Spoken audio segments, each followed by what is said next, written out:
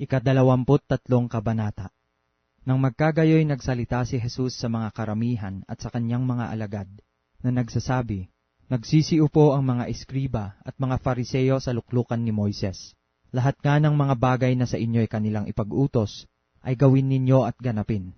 Datapwat huwag kayong magsigawa ng alinsunod sa kanilang mga gawa, sapagkat kanilang sinasabi at hindi ginagawa. Oo, sila'y nangagbibigkis ng mabibigat na pasan, at mahihirap na dalhin, at ipinapasan nila sa mga balikat ng mga tao. Datapwat ayaw man lamang nilang kilusin ng kanilang daliri.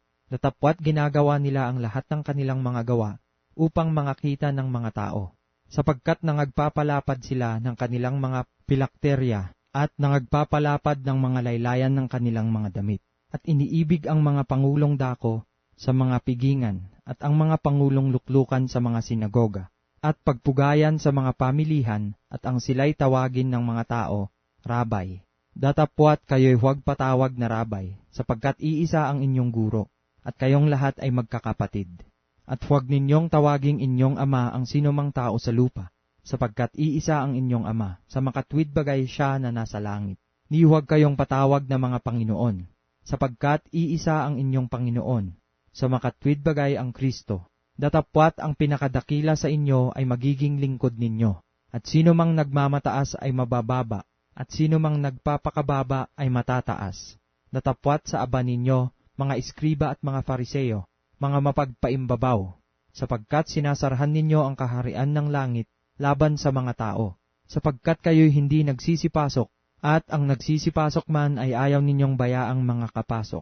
Sa aba ninyo, mga eskriba at mga Fariseo, mga mapagpaimbabaw, sapagkat sinasakmal ninyo ang mga bahay ng mga babaeng bao, at inyong dinadahilan ang mahahabang panalangin, kaya't magsisitanggap kayo ng lalong mabigat na parusa. Sa aba ninyo, mga eskriba at mga Fariseo, mga mapagpaimbabaw, sapagkat inyong nililibot ang dagat at ang lupa sa paghanap ng isa ninyong makakampi, at kung siya'y magkagayon na, ay inyong ginagawa siyang makaibayo pang anak ng impyerno kaysa inyong sarili. Sa aba ninyo kayong mga taga-akay na bulag, na inyong sinasabi, kung ipanumpa nino man ang ganito ng templo, ay nagkakautang nga siya. Kayong mga mangmang at mga bulag, sapagkat alinbaga ang lalong dakila, ang ginto o ang templong bumabanal sa ginto. At kung ipanumpa nino man ang dambana, ay walang anuman, datapwat kung ipanumpa nino man ang handog na nasa ibabaw nito, ay nagkakautang nga siya. Kayong mga bulag, sapagkat alinbaga ang lalong dakila, ang handog o ang dambana na bumabanal sa handog. Kaya't ang nanunumpa sa pamamagitan ng dambana ay ipinanunumpa ito, at ang lahat ng mga bagay na nangasa ibabaw nito. At ang nanunumpa sa pamamagitan ng templo ay ipinanunumpa ito, at yaong tumatahan sa loob nito. Ang nanunumpa sa pamamagitan ng langit ay ipinanunumpa ang luklukan ng Diyos, at yaong nakaluklok doon. Sa aba ninyo, mga eskriba at mga Fariseo, mga mapagpaimbabaw, sapagkat nangagbibigay kayo ng sa ikapo ng yerbabuena, at ng anis at ng kumino, at inyong pinababaya ang di ginagawa ang lalong mahahalagang bagay ng kautusan, na dili ibat ang katarungan, at ang pagkahabag, at ang pananampalataya. Datapwat dapat sana ninyong gawin ang mga ito, at huwag pabaya ang di gawin yaong iba. Kayong mga taga-akay na bulag, na inyong sinasala ang lamok, at nilulunok ninyo ang kamelyo.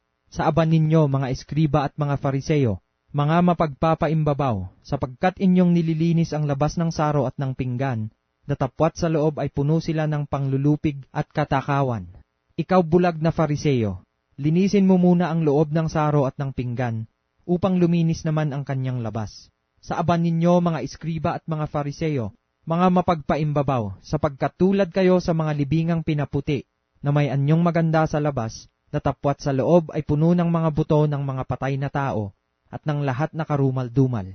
Gayon din naman kayo, sa labas ay nangag-aanyong matuwid sa mga tao, datapwat sa loob ay puno kayo ng pagpapaimbabaw at ng katampalasanan. Sa aba ninyo, mga eskriba at mga Fariseo, mga mapagpaimbabaw, sapagkat itinatayo ninyo ang mga libingan ng mga propeta, at inyong ginayakan ang mga libingan ng mga matuwid. At sinasabi ninyo, kung kami sana ang nangabubuhay ng mga kaarawan ng aming mga magulang, hindi kami nangakaramay nila sa dugo ng mga propeta. Kaya't kayo'y nangagpapatotoo sa inyong sarili, na kayo'y mga anak niyaong mga nagsipatay ng mga propeta. Punuin nga ninyo ang takalan ng inyong mga magulang. Kayong mga ahas, kayong mga lahi ng mga ulupong. Paanong mga kawawala kayo sa kahatulan sa impyerno? Kaya't narito, sinusugo ko sa inyo ang mga propeta, at mga pantas na lalaki at mga iskriba, ang mga iba sa kanila'y inyong papatayin at ipapako sa krus, at ang mga iba sa kanila'y inyong hahampasin sa inyong mga sinagoga at sila'y inyong pag-uusigin sa bayan-bayan, upang mabubo sa inyo ang lahat na matuwid na dugo na nabuhos sa ibabaw ng lupa, buhat sa dugo ng matuwid na si Abel hanggang sa dugo ni Zacarias, na anak ni Barakias, na pinatay ninyo sa pagitan ng santuaryo at ng dambana. Katotohanang sinasabi ko sa inyo, ang lahat ng mga bagay na ito ay darating sa lahing ito.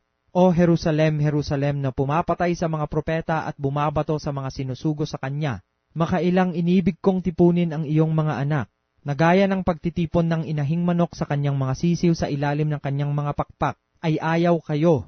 Narito, ang inyong bahay ay iniiwan sa inyong wasak, sapagkat sinasabi ko sa inyo, buhat ngayon ay hindi ninyo ako makikita, hanggang sa inyong sabihin, mapalad ang pumaparito sa pangalan ng Panginoon.